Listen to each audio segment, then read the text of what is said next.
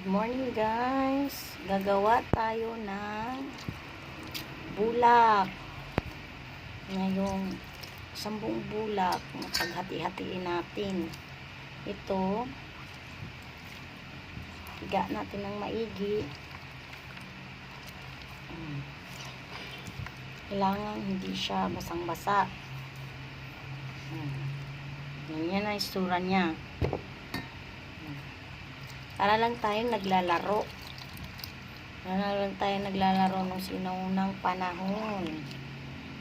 Samahan nyo ako paano gumawa ng bulak. And then, kailangan lang natin siyang ganyanin. Okay. Ito na yon. Para na siyang napupulupot na pupo. Ay. O, diba? Ganyan lang siya. Tapos, ito, may lagayan tayo. Tapos, guntingin natin siya ng ganyan kahaba. Yan. Para ito yung pamamaraan na hindi tayo nagsasayang ng bulak. Diba? 10 bulak yan. O, pwede na siyang hatiin. O, pag nagpunas kayo na natapos niyo mag-facial, diba, dalawa na siya. Okay.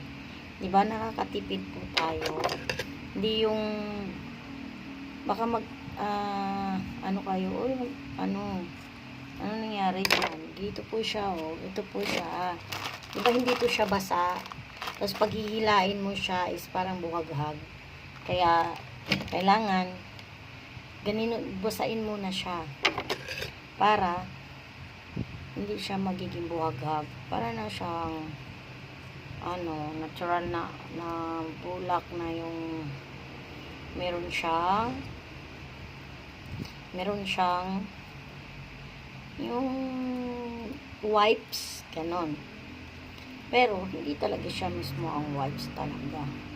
Lalagay ito sa mga mata, sa mga yun, ipupunas mo pang cleaning ng face pagkatapos mong diba, ang dami niyang nagagawa. Pwede mo pa siyang hatiin. Kaya sa ganito, halos puno na tong lagayan ko. Pag nauubos yan, siksik na yan sa isang ganyan. At kailangan ang ilalagay mo niyan na water, may halo yan na sa mukha at maligamgam para nag-disinfect mo yung bakterya. Kasi kahit malinis tong bulak, hindi natin alam kung may bakterya na nakasiksik dyan. Kaya kailangan ang ginagamit natin pang pabasa sa kanya ay maligamgam na water. Maligamgam. Yan, diba? Ang dami na niyang magagamit.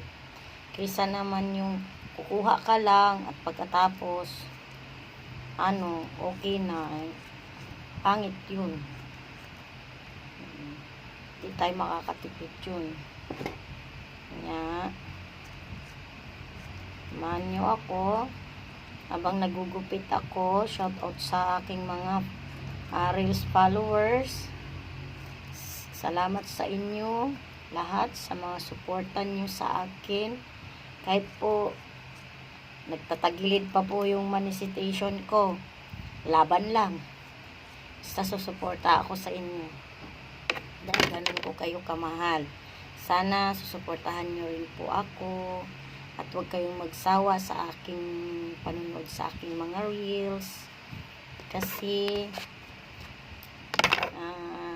habang nanonood po ako ay nagagawa ko ng reels, ay kayo po ang aking inspiration. Kayo po ang aking inspiration. Natuto ako dito sa reels dahil sa inyong mga gabay sa akin. Alam nyo na kung sino kayo.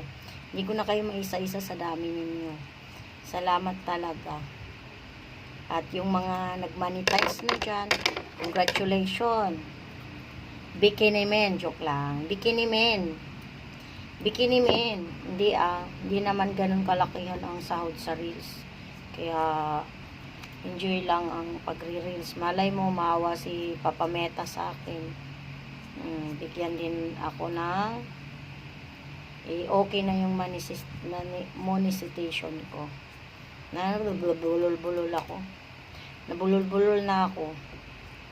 Habang wala pa tayong gawa, kailangan hindi ka nakatenga.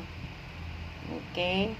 Thank you for watching. Mahal ko po kayo. Ang kwentong paggawa ng bulak. Kung paano ka nakakatipid. Bye-bye. Thank you for watching.